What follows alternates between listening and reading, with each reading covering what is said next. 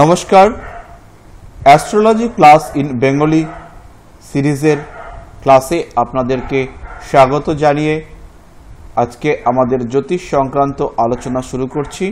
Rishibani institute of Vedic astrology এর পক্ষ থেকে আমি শান্তনু শাস্ত্রী আমাদের সঙ্গে থাকার জন্য আপনাদেরকে ধন্যবাদ এবং আপনাদের প্রতি কৃতজ্ঞতা জানিয়ে শুরু করছি জ্যোতিষ সংক্রান্ত আলোচনা।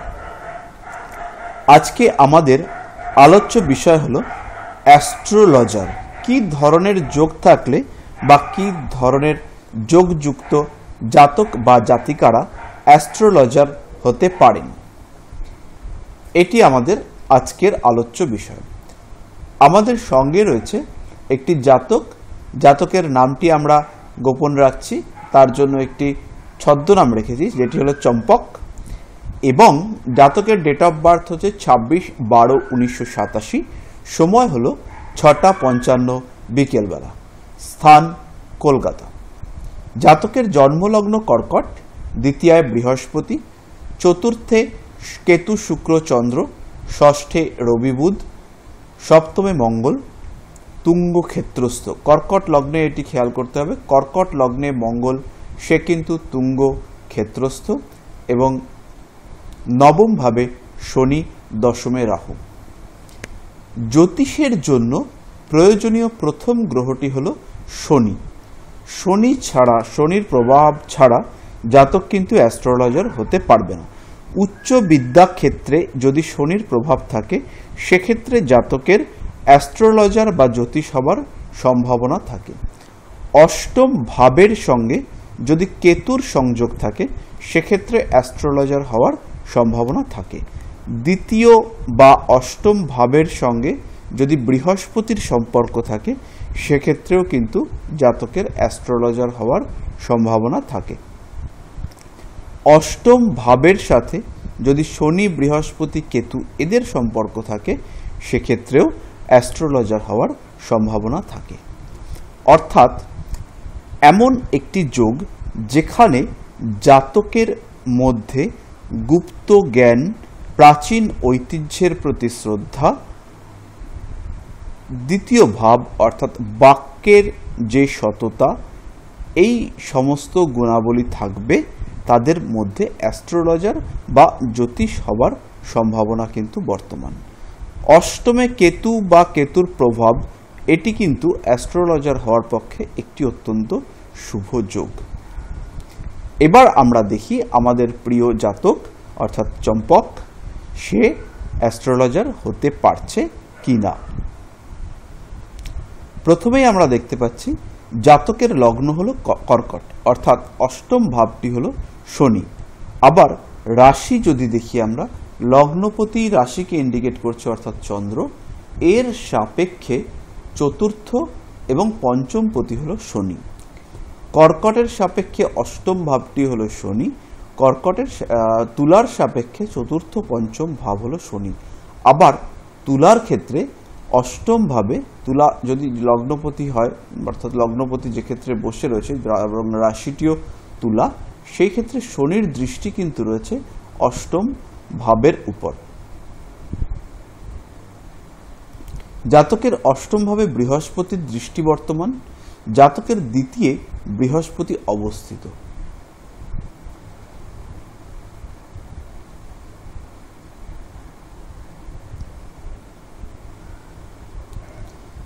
জাতকের নবম ভাবে শনি অবস্থিত, অর্থাৎ জাতকের জ্যোতিষের লাইনে বা অ্যাস্ট্রোলজি নিয়ে যে আলোচনা বা চর্চা বা প্র্যাকটিস বলুন, যাই বলুন না কেন, সেই ক্ষেত্রে অর্থাৎ জ্যোতিষের মাধ্যমে, যেহেতু শনি অষ্টমপতি এবং অবস্থান করেছে নবমে, তো জ্যোতিষের মাধ্যমে জাতকের শিক্ষা লাভ করার বা উন্নতি করার, নবম ভাবকে ডেভেলপ করানোর এই একটি ব্যাপার কিন্তু আমরা দেখতে পাচ্ছি।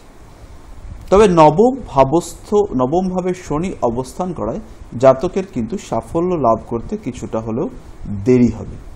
আবার জাতকের জন্মছকে রবি দ্বিতীয়পতি এবং বৃহস্পতি ষষ্ঠপতি, এরা কিন্তু পরস্পর ক্ষেত্র বিনিময় করে অবস্থান করেছে। ফলে এই রবির সঙ্গে বৃহস্পতির ক্ষেত্র বিনিময়ের ফলে রবি কিন্তু যথেষ্ট শক্তিশালী হয়েছে। এই রবি শক্তিশালী হওয়ার কারণে জাতকের কিন্তু ক্লায়েন্ট স্যাটিসফ্যাকশন দেওয়ার ক্ষমতা, অর্থাৎ জ্যোতিষ চর্চা করে খ্যাতি লাভের যে যোগ, সেটি কিন্তু সৃষ্টি হয়েছে। তার সঙ্গে যুক্ত হয়েছে ষষ্ঠভাবে বুধের অবস্থিতি।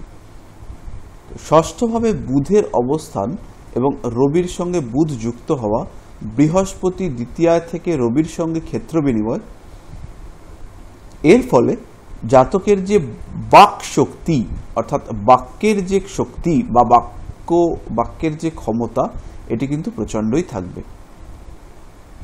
আবার চন্দ্র সাপেক্ষে দ্বিতীয়পতি, সে কিন্তু এখানে মঙ্গল এবং সে উচ্চ ক্ষেত্রস্থ।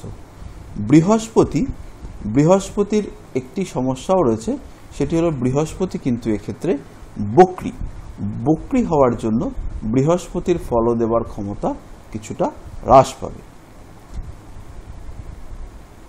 এবার যদি আমরা জাতকের নবাংশ চক্রটি দেখি, নবাংশ চক্রে দেখুন লগ্ন হলো এই লাল দাগ দেওয়া ঘরটি, অর্থাৎ কন্যা, এবং দ্বিতীয়ায় অবস্থিত শনি এবং কেতু। দ্বিতীয়ায় শনি অবস্থান করে একাদশ ভাবটিকে কিন্তু দশম দৃষ্টিতে দেখছে, অর্থাৎ শনির যে দশম দৃষ্টি, সেটি কিন্তু একাদশ ভাবের উপর পড়েছে। নবমপতি শুক্র, সে কিন্তু সক্ষেত্রী বুধের সঙ্গে যুক্ত হয়ে দশমে অবস্থিত, অর্থাৎ শনির বা কেতুর বিদ্যাকে কাজে লাগিয়ে, কেতু এবং শনি ক্ষেত্রে যেহেতু যুক্ত আছে, কেতু বা শনির বিদ্যাকে কাজে লাগিয়ে, আবার অষ্টমভাবে কেতুর দৃষ্টি রয়েছে, যদি আমরা কেতুর দৃষ্টি ধরে থাকি, তাহলে শনি এবং কেতুর বিদ্যাকে কাজে লাগিয়ে একাদশ অর্থাৎ অর্থ লাভের ব্যাপারটি কিন্তু এই জাতকের জন্মছকে উঠে আসছে। এই ক্ষেত্রে বৃহস্পতির সঙ্গে বৃহস্পতির অষ্টমে দৃষ্টি, কেতুর অষ্টমে দৃষ্টি এবং শনি অষ্টমপতি হবার সুবাদে জাতকের জ্যোতিষশাস্ত্রের প্রতি আগ্রহ সৃষ্টি হয়েছে। দ্বিতীয় ভাবস্থ বৃহস্পতি এবং ষষ্ঠ ভাবস্থ রবির ক্ষেত্র বিনিময় সম্পর্কের জন্য এই জাতক কিন্তু জীবনে উন্নতি বা সাফল্য এটি লাভ করতে সক্ষম হবে। ফলে জাতকটি জ্যোতিষ হিসেবে নিজেকে প্রতিষ্ঠা করতে সক্ষম হবে। এরপরে আমরা জ্যোতিষ সংক্রান্ত আরও একটি জন্মছক বা জন্মকুণ্ডলী নিয়ে আলোচনা করব। আমাদের সঙ্গে এখন যে জাতকটি রয়েছে তার নাম হলো ভানু। অবশ্যই এটি আসল নাম নয়। ভানু সাহেবের জন্ম তারিখ হলো 22/4/1972 এবং জন্ম সময় হলো রাত্রি 11:50, জন্মস্থান কলকাতা। ছকটি ভালো করে লক্ষ্য করলেই দেখতে পাবেন যে কম্বিনেশনগুলি আমি বলেছিলাম সেগুলির অনেকগুলি এখানে উপস্থিত। প্রথমেই আমরা দেখতে পাচ্ছি লগ্ন এবং লগ্নে অবস্থিত বৃহস্পতি, দ্বিতীয়পতি শনি, সে ষষ্ঠে অবস্থিত, ষষ্ঠপতি শুক্রর সঙ্গে এবং মঙ্গলের সঙ্গে যুক্ত হয়ে, অষ্টমে কেতু অবস্থিত। এটি কিন্তু জ্যোতিষী হওয়ার জন্য একটি খুব ভালো কম্বিনেশন।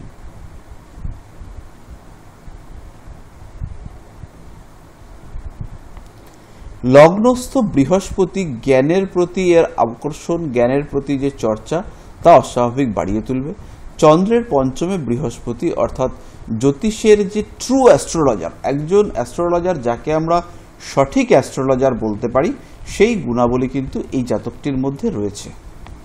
শুক্র পঞ্চমপতির সাথে শনির যোগ, অর্থাৎ পঞ্চমপতি মঙ্গল এবং শনির যে যোগটি সৃষ্টি হয়েছে, এই যোগের কারণে মঙ্গল এবং শনির যে যোগ, এই যোগটি জ্যোতিষের ক্ষেত্রে অর্থাৎ প্রবৃত্তির মধ্যে পঞ্চম, অর্থাৎ প্রবৃত্তি, শনি অর্থাৎ সংস্কারী বিষয়, জ্যোতিষ তার মধ্যে একটি, অর্থাৎ প্রবৃত্তির সঙ্গে জ্যোতিষের একটি ওতপ্রোত সম্পর্ক সেটি কিন্তু তৈরি করবে। জন্মছকে দেখুন নবমপতি রবি, সে কিন্তু তুঙ্গ ক্ষেত্রস্থ।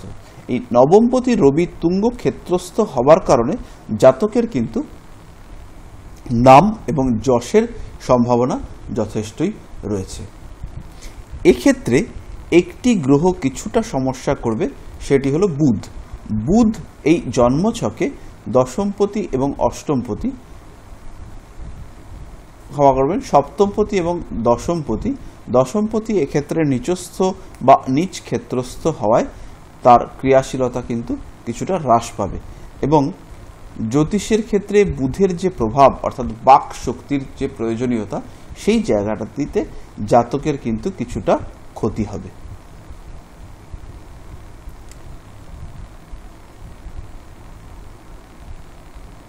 সুতরাং যে কম্বিনেশনগুলি আমরা পেলাম, অর্থাৎ লগ্নের অষ্টমে কেতু, লগ্নে বৃহস্পতি, অষ্টমপতির নবমে অবস্থান, অষ্টমপতি সাপেক্ষে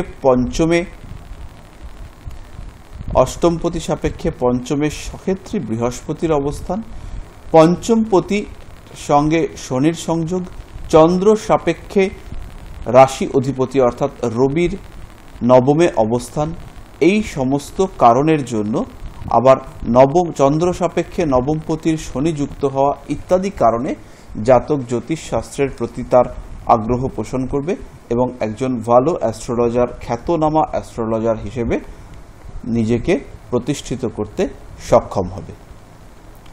এরপরে আমরা আরও একটি জন্মছক দেখব আজকে, যেখানেও আমরা জ্যোতিষী হবার সম্ভাবনা নিয়ে আলোচনা করব। এটি একটি জাতিকার জন্মছক। জাতিকার নাম আমরা দিয়েছি চম্পা। জন্ম সময় বা জন্ম তারিখ যেটি রয়েছে, বার্থ ডিটেলস, যেটা 4/11/1980 এবং জন্ম সময় হলো 7টা 11 PM, সন্ধ্যে 7টা 11 4 নভেম্বর 1980 সাল, কলকাতায় জাতিকার জন্ম। জাতিকার লগ্ন হলো বৃষ, রাশি কন্যা, অর্থাৎ শুক্র এবং বুধের একটি কম্বিনেশন আমাদের নজরে আসছে। এর মধ্যে কন্যা রাশিতে চন্দ্রের সঙ্গে যুক্ত গ্রহ হলো বৃহস্পতি, শুক্র এবং শনি। বৃহস্পতি গ্রহটি কেবলমাত্র বৃহস্পতি নয়, পঞ্চম ভাবস্থ বুধ, পঞ্চম নয়, ক্ষমা করবেন, ষষ্ঠ ভাবস্থ বুধ কিন্তু এক্ষেত্রে সক্ষেত্রী। বুধ শুক্রের সঙ্গে ক্ষেত্র বিনিময় করে অবস্থিত।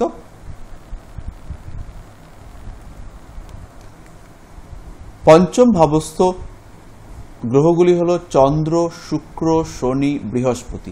অর্থাৎ চন্দ্রের সঙ্গে বৃহস্পতির যেমন সংযোগ ঘটেছে, বৃহস্পতির সঙ্গে শনির ঠিক তেমনই সংযোগ ঘটেছে, এবং শনি চন্দ্র তারাও কিন্তু যোগ তৈরি করেছে। ফলে এই যোগটি জাতিকার মধ্যে জ্যোতিষ শাস্ত্রের প্রতি বিশেষ আকর্ষণ সৃষ্টি করতে সক্ষম হয়েছে। অষ্টমপতি এক্ষেত্রে বৃহস্পতি, তার শনি যুক্ত হয়ে অবস্থান, অষ্টমপতির শনি যুক্ত হয়ে অবস্থান এবং নবম ভাবে কেতুর অবস্থান, অর্থাৎ উচ্চ শিক্ষার ক্ষেত্রে জ্যোতিষকে গ্রহণ করার যে ইচ্ছা, সেটি কিন্তু জাতকের বা ক্ষমা করবেন জাতিকার জন্মছকে বর্তমান। বৃষ লগ্নের ক্ষেত্রে নবমপতি এবং দশমপতি শনি, সে কিন্তু বৃহস্পতির সাথে যুক্ত হয়েছে, অর্থাৎ ভাগ্য, কর্ম, এই সমস্তগুলির সঙ্গে জ্যোতিষের কিন্তু একটি সম্পর্ক তৈরি হয়েছে।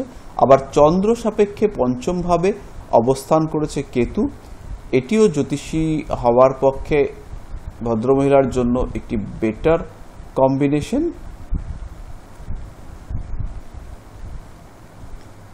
চন্দ্রের পঞ্চমে কেতুর অবস্থান, কেতুর দৃষ্টি ধরলে লগ্নের উপর কেতুর দৃষ্টি, নবম ভাবে কেতুর অবস্থান, অর্থাৎ জ্যোতিষ বা এই ধরনের গুপ্ত শাস্ত্রের মাধ্যমে ভাগ্য উন্নতি। চন্দ্র, শুক্র, বৃহস্পতি, শনি এর সংযোগ, এই যোগগুলি কিন্তু জাতিকাকে জ্যোতিষের প্রতি আগ্রহান্বিত করবে এবং তার সঙ্গে জাতিকার এই মুহূর্তে বর্তমানে 2016 সালে বৃহস্পতির দশায় শনির অন্তর্দশা চলছে, অর্থাৎ অষ্টমপতির দশা এবং নবমপতির অন্তর্দশা, নবম দশমপতির অন্তর্দশা, এটি জ্যোতিষ শিক্ষার জন্য অতি শুভযোগ। এই সময়ে শিক্ষা গ্রহণ করলে জাতিকার জ্যোতিষ এর জায়গাটি কিন্তু বেশ ভালো হবে। আজকে আমরা আমাদের আলোচনা এখানেই বন্ধ করব। ফিরে আসব পরবর্তী ক্লাসে। ততদিন পর্যন্ত সুখে থাকার, সুস্থ থাকার, ভালো থাকার, প্রতারিত না হবার জন্য শুভ কামনা জানিয়ে ঋষিবাণী ইনস্টিটিউট অফ ভেদিক অ্যাস্ট্রোলজির পক্ষ থেকে আপনাদের সবাইকে ধন্যবাদ জানিয়ে আজকের মতো আমরা ক্লাস এখানে শেষ করছি। ফিরে আসব পরবর্তী ক্লাসে। নমস্কার।